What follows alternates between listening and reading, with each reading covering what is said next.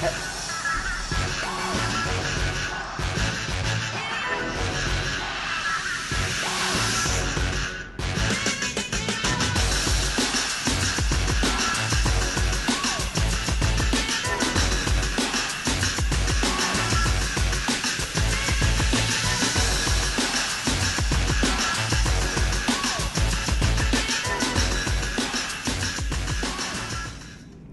everyone, welcome. That wasn't supposed to happen. But hey, welcome to another episode of Data Access Golf, the show. It's going to be the US Open preview today.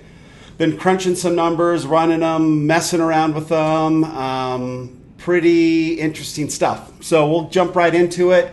After the real intro this time, that one was just supposed to scare everybody. So let's bring it in, and here we go.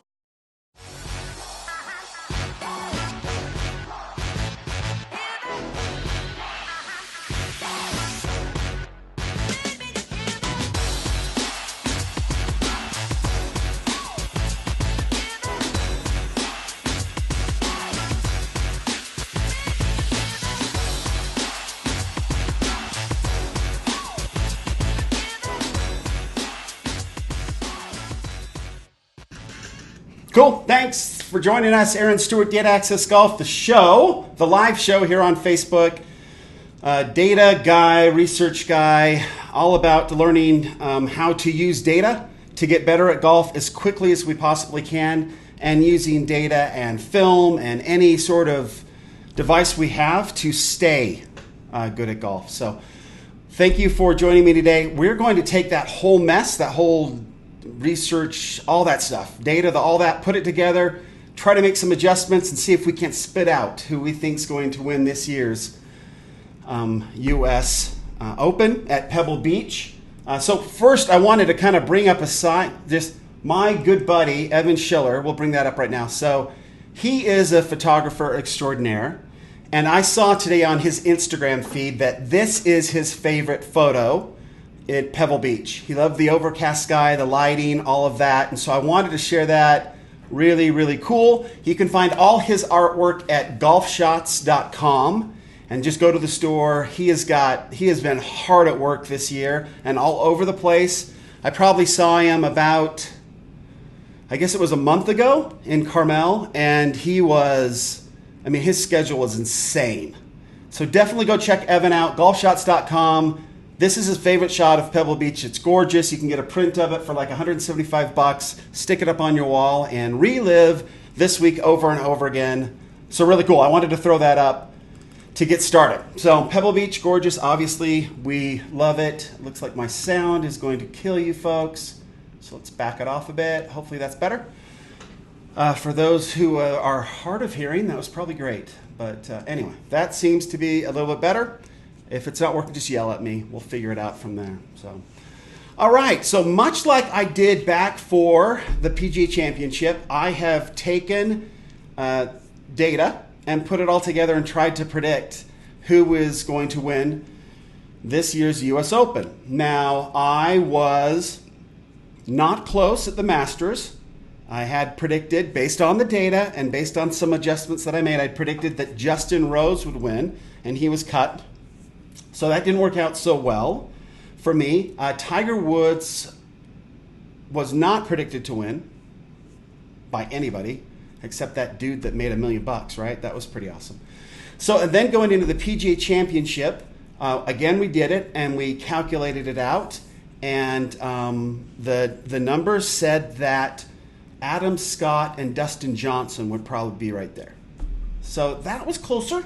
So I've modified it a little bit more. So what we try to do, I'll just kind of lay it out. These are the formulations and how we do it. I first just go to the Las Vegas odds makers.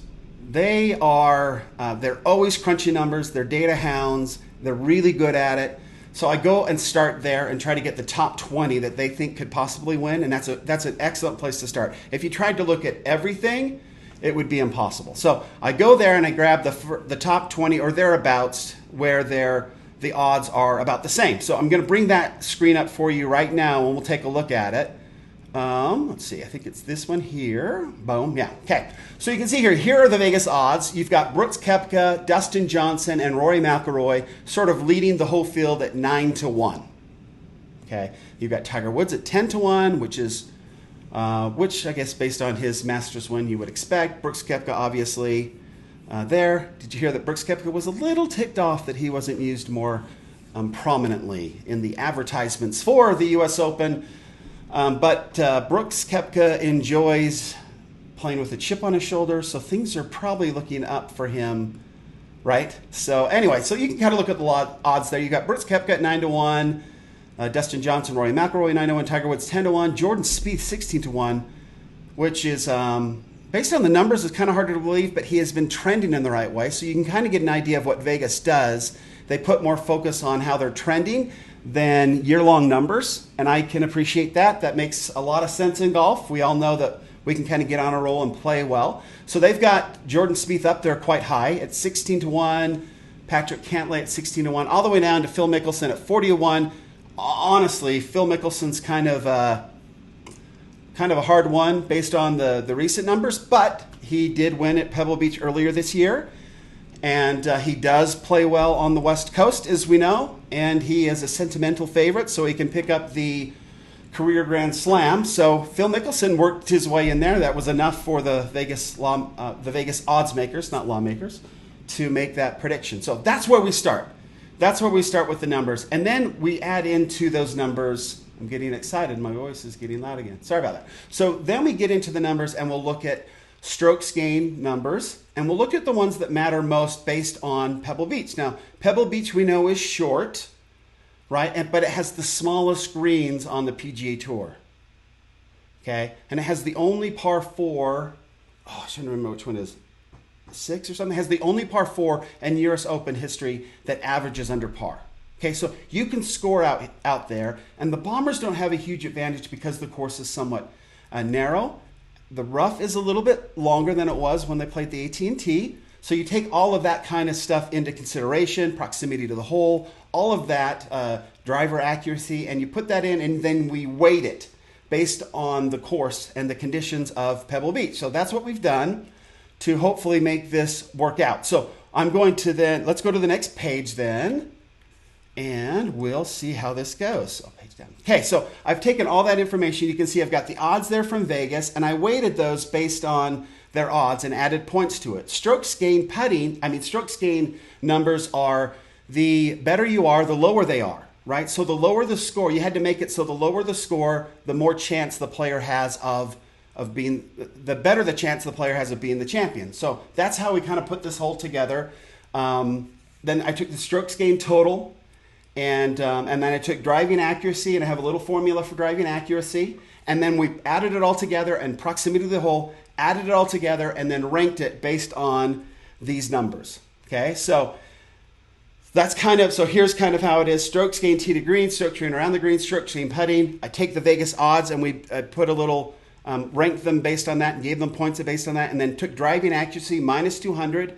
And then after I made this slide, I was like, you know what, proximity to the hole has got to be pretty important. So go ahead and threw in some, I don't know what the dollar sign is there, but threw in some points for driving accuracy and for proximity to the hole, mixed it all together, added it up, spit it out, and here comes the prediction for the US Open. And I was going to go and do it step by step by step by step, but give me a break, right? Nobody has time for that. So for this live, we're just going to go. I'm going to show you essentially by those numbers which I ranked, and based on their odds, you'll see their odds well.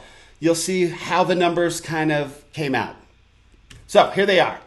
So you've got Hideki Matsuyama, had 314 points. So that puts him at like what? Let's see, 1st, 2nd, 3rd, 4th, 5th, 6th, 7th, 8th, 9th, 10th place. Right? Justin Thomas coming in at 9th, Tommy Fleetwood at 8th, Ricky Fowler at 7th, Xander Schauffele with an extra space in front of his name at 6th, Tiger Woods 5th, Adam Scott 4th, Dustin Johnson 3rd, Patrick Cantlay. His numbers are surprisingly good all the way across. He has just played so well, and I know we've talked about a few shows earlier that his cut number, his consistency number has got to a point where he is now an elite player. He makes the cut over 80% of the time, which puts him in the same category as Rory McIlroy and Dustin Johnson. Tiger Woods is in a category by himself at over 90%, making a consistency number, making cuts. But there he is, Patrick Cantlay, with all the numbers calculated in, looks in second position. Obviously got a very nice win earlier this year. And then Rory McIlroy comes in. He is one of the favorites at 9-1 with Brooks Koepka and Dustin Johnson. And interestingly, Brooks Koepka's numbers were somewhat... and the reason Brooks Koepka's numbers kept him off the top 10 is he does not play as well in non-major events.